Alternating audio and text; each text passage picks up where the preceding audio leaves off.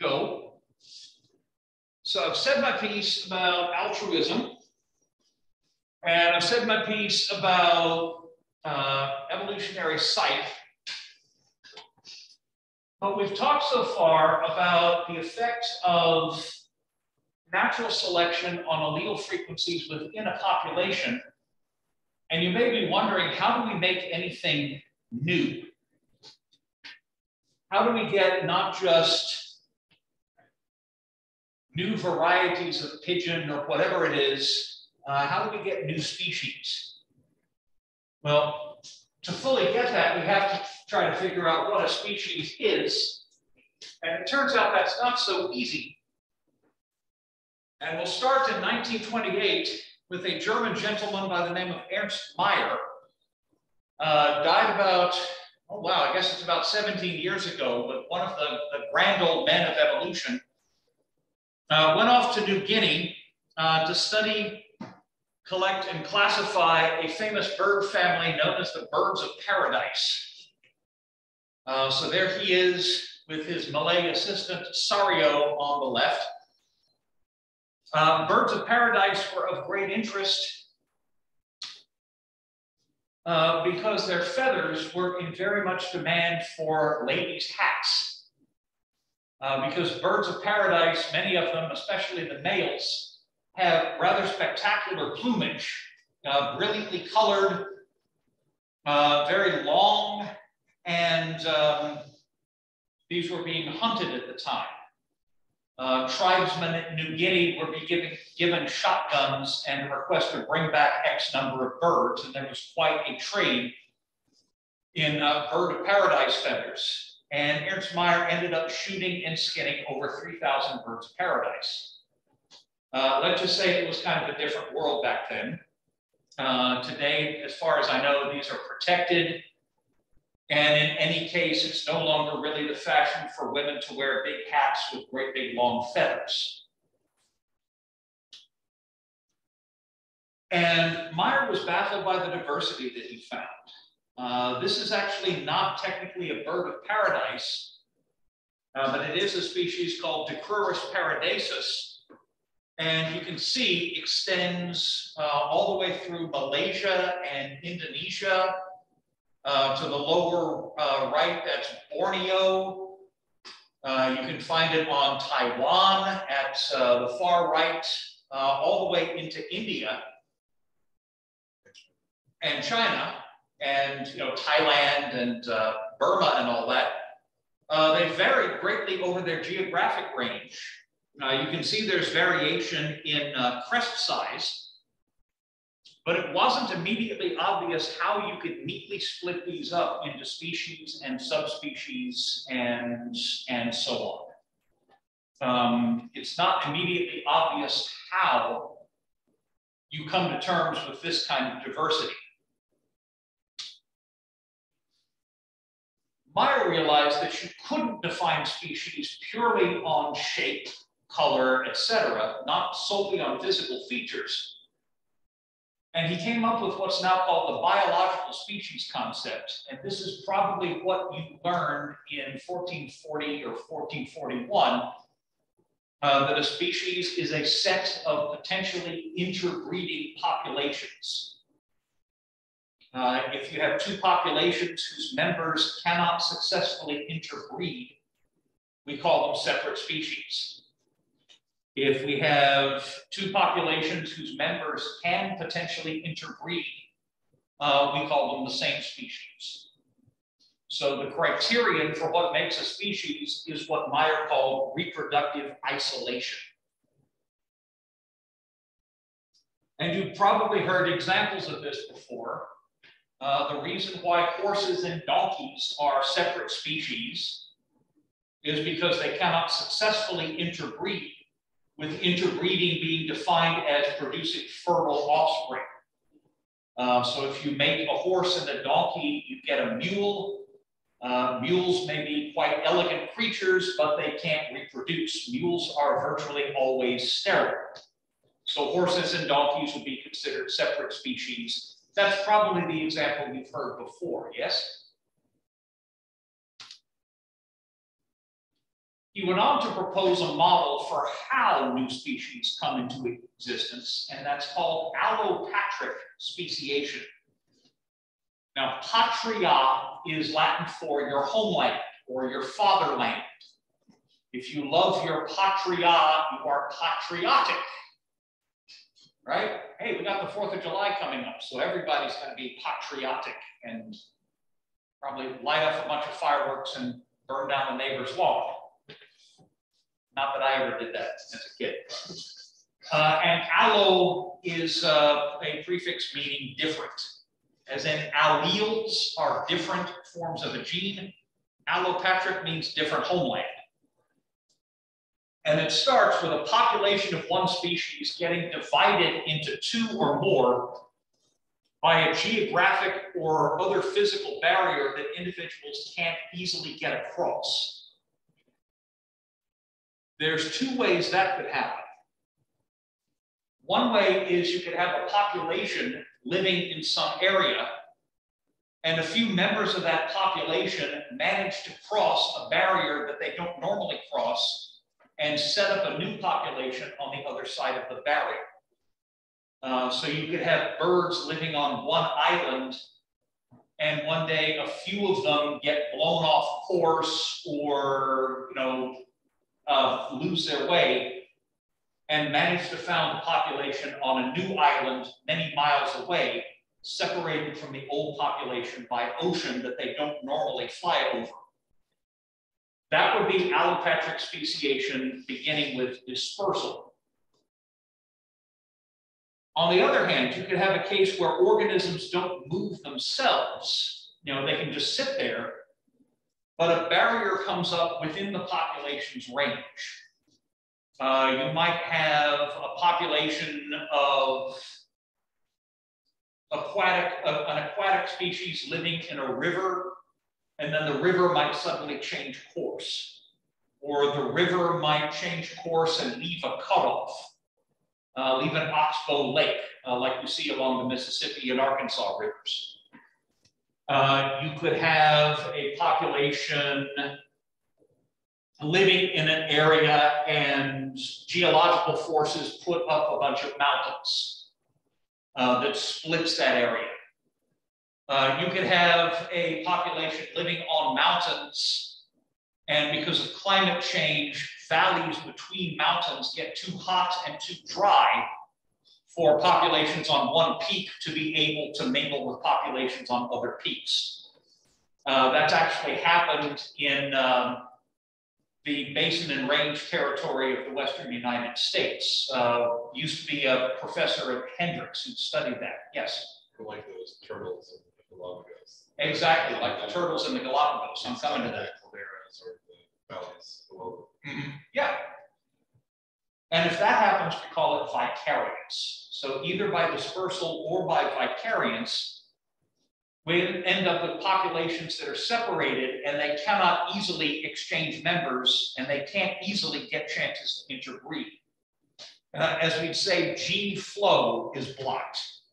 So is vicariance similar but different than metapopulations? Since they can't easily move? Yeah, I guess you could say that a metapopulation would be a population in the process of vicariance. And separated populations, according to Meyer, are going to tend to become different. Alleles in one population will not be exchanged with alleles in the other population, and we'd say that gene flow is blocked. Populations on opposite sides of the barrier may be subject to different selective pressures if they end up in different environments. If one island is more moist and a population of animals or plants disperses from that island to a second island that is, let's say, more dry, or vice versa, then the two populations will be subject to different selective pressures. Alleles in one population can't be exchanged with the other, so any mutations in one population can't make it into the other. And especially if there's been dispersal going on, one population may have an unusually high or low frequency of certain alleles purely by random chance. And we call that the founder effect. So those populations are going to be different. They're going to become increasingly different. Separated population allele frequencies may change because of genetic drift, which is random effects that you see most easily in small populations. Given enough time, the idea is that the separate populations will diverge into separate species. They'll become so different from each other that even if that barrier goes away, the separated populations cannot interbreed. And then you have two fully separate species. A couple of examples from human biology of the founder effect, although in this case, this has not led to new species forming. Humanity is still all one species, and humans of every race and ethnic group can and frequently have interbred with every other whenever given the chance. But there's a human disease called porphyria. It's a disorder of iron metabolism, and it can cause skin lesions like this, these discoloration and blisters on the skin, digestive problems, and also mental disturbances. King George III of England, well, of the UK by then, King George of the United Kingdom, George III is suspected to have suffered from porphyria. It is suspected to have been porphyria that was the reason why he spent an awful lot of time running around in his palace garden having arguments with trees.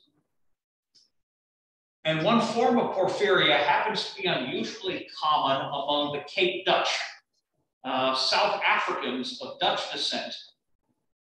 The Cape Dutch were founded by a fairly small number of Dutch colonists who came from the Netherlands, and one member of that early set of colonists just so happened to be carrying the allele.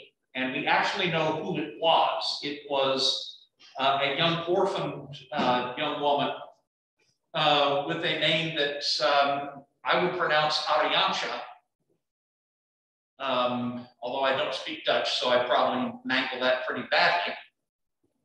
And purely by dumb luck, she happened to have the allele.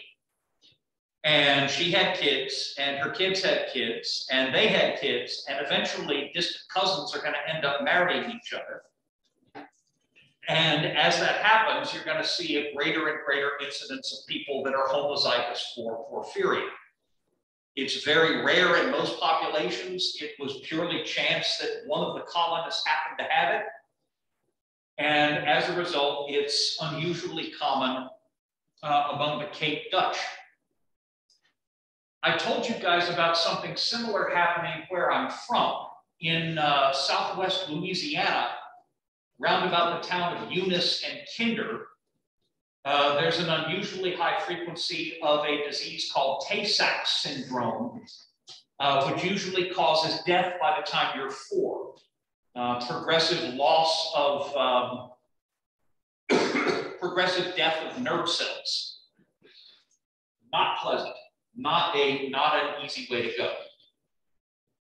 And there's an unusually high incidence of it because one of the French-speaking settlers that colonized that part of the country just so happened to be carrying that allele. One more. That's the coast of Massachusetts. Boston is just off the map right there. You're looking at Cape Cod, and there's 2 islands south of Massachusetts itself. The one on the left is called Martha's Vineyard. The one on the right, by the way, is Nantucket. I'm sure you all know the famous poem about Nantucket, right? There once was a man from Nantucket who kept all his cash in a bucket. His daughter, named Nan, ran off with a man. And as for that bucket, Nantucket. Get it?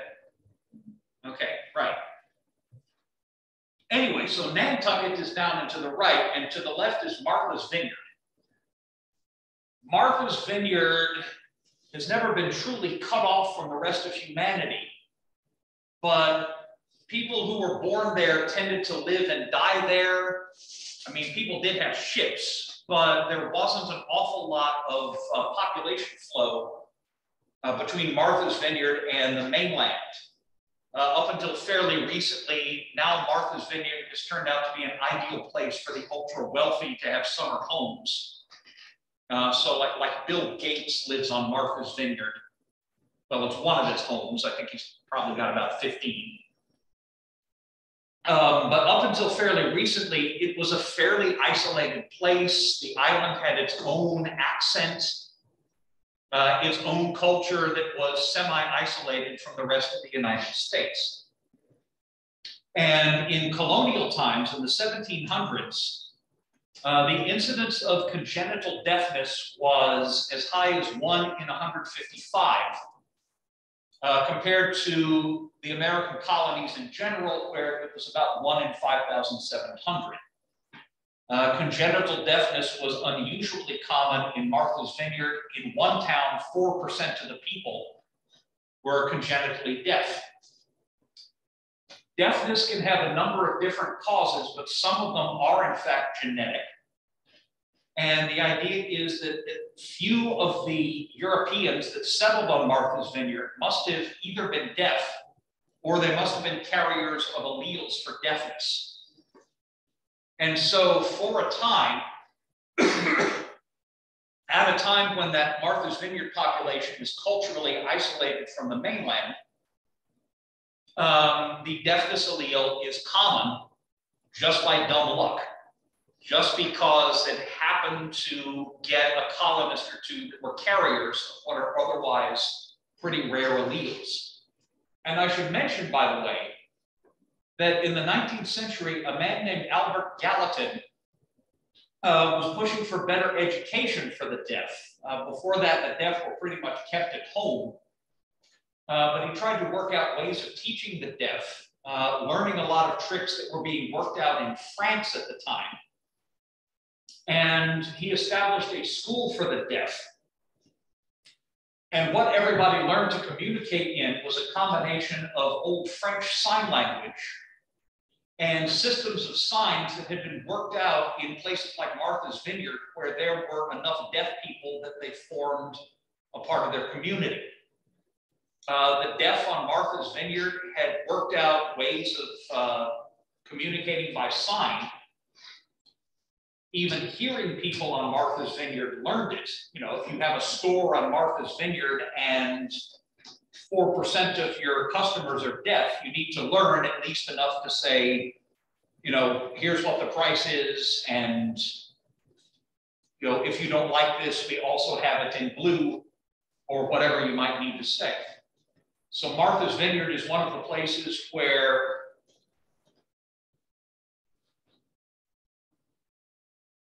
nobody's even looking. It's one of the places where American Sign Language developed. It's basic. American Sign Language is partly Martha's Vineyard home sign and partly Old French sign language. And it all came together in the early 1800s. And it came together on Martha's Vineyard because the founder effect had led to this unusually high frequency of alleles for genetic deafness. This can be applied to other species as well. This is the Argentine ant, Linepithema humulae. It lives in colonies in South America, and ants from different colonies will attack each other because they taste different. Ants from different colonies produce different hydrocarbons in their exoskeletons. And ants can taste these. So an ant can recognize who's in its colony and who's not in its colony. And ants will attack ants from different colonies. The problem is that Lenepithema has been introduced to California, Europe, Japan, other continents by now. They've got it in Australia. And in part because of the founder effect, all of the ants are so genetically similar that they don't attack each other. If all of your California ants came from one introduction, all of your California ants are so similar to each other that they no longer taste different. And the result has been the formation of supercolonies. You can see the native range is in Argentina, maybe a bit into southern Brazil, kind of hard to tell. But these introduced colonies are these sets of multi-queen colonies that freely exchange workers, including one that extends for 3,600 miles, 6,000 kilometers along the coast of the Mediterranean. You get this in California as well. All of those California colonies are so genetically similar that they form these multi-queen colonies that can be thousands of miles long. And it's something you don't see in the native range. You get it in introduced populations because of the founder effect. If you want examples of dispersal versus vicarious, the Galapagos finches would probably be an example of dispersal. I mentioned that there are finches on the South American mainland, specifically finches in genus Tyaris, and they must have dispersed to the islands. This is not a barrier that finches normally cross. Finches don't normally fly 600 miles. We don't know the details of exactly how they got there. Maybe they got blown there by a storm. Maybe the males just refused to ask for directions. We may never know for sure, but finches must have gotten to the South American mainland and survived there. Built up a breeding population there, and then presumably it happened again as finches dispersed from one island to the next in the Galapagos. On the other hand, this is my personal favorite example. How am I doing on time, by the way? Okay, I'll end with this.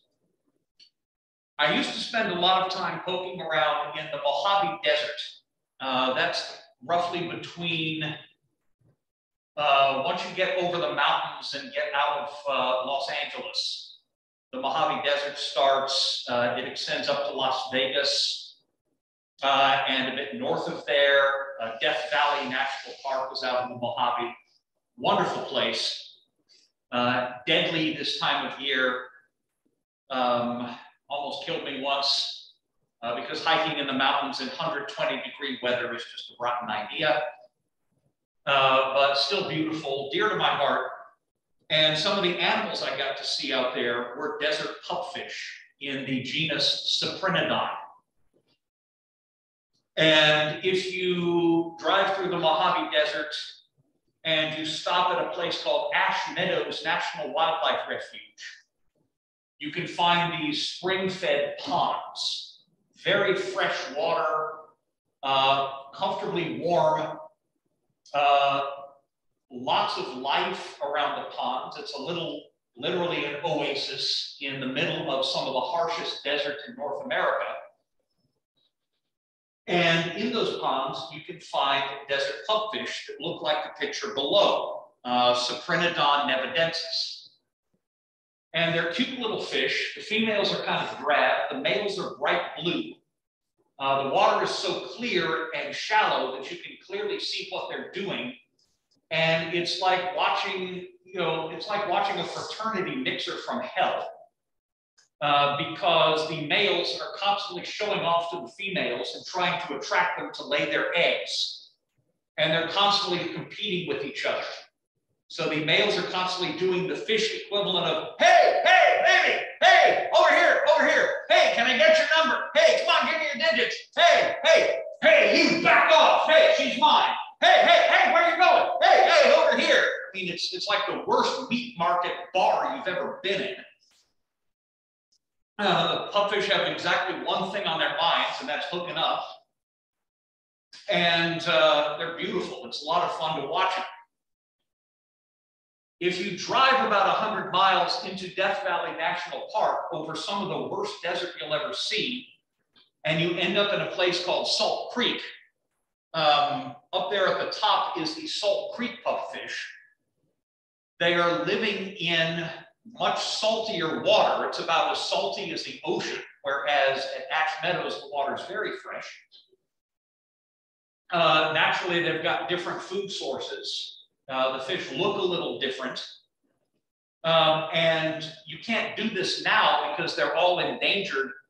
But back in the 40s, somebody tried crossbreeding experiments and found that you can't crossbreed Salt Creek pupfish with Ash Meadows pupfish, and they're in a different species, Cyprinodon salinus.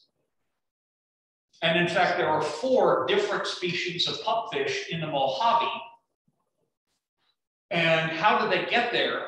Well, there's geological evidence that about 10,000 years ago, there was a pretty large system of rivers and lakes. You can still find them. You can find riverbeds that might not have any water in them except maybe every year or every few years. There are lake sediments that don't have any water. There are pebble beaches that don't have any waves. You can drive around and tour these things. And there must have once been one species of pupfish in this system of rivers and streams and lakes in the Mojave Desert. It's vicarious because the fish themselves didn't move. But as the climate got progressively warmer over the past 10,000 years, which, by the way, is at least until very recently that climate change was natural. Climates do change. It's what they do. Humans are making it happening too fast to adjust, but climates are not fixed. And as the climate slowly got hotter and drier, the streams that connected all their habitats dried up.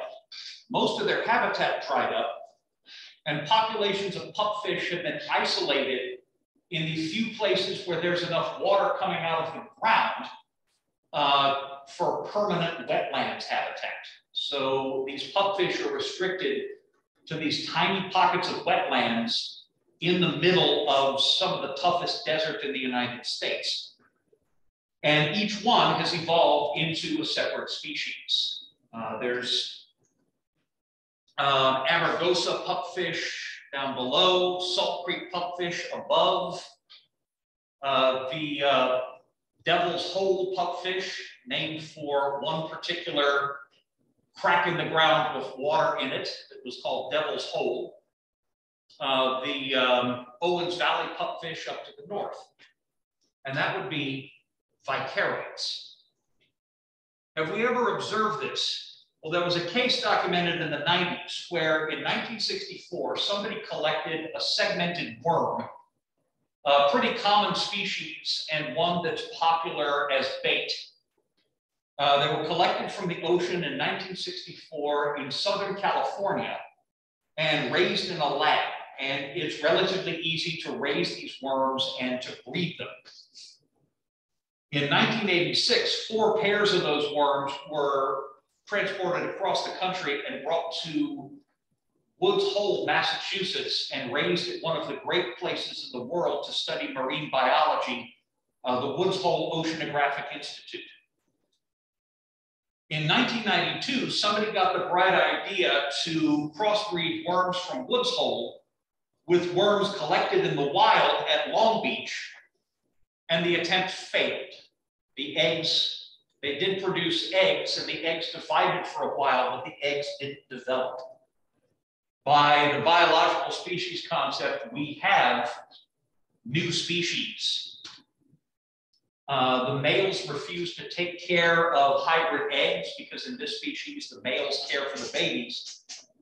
The eggs can be artificially reared, but they fail to develop. They are so genetically incompatible that those two populations no longer produce viable offspring. By the biological species concept, we now have 2 species. Now, the 2 species don't look different. And because you can't tell them apart by looking, we call them cryptic species. But that actually happens in nature as well.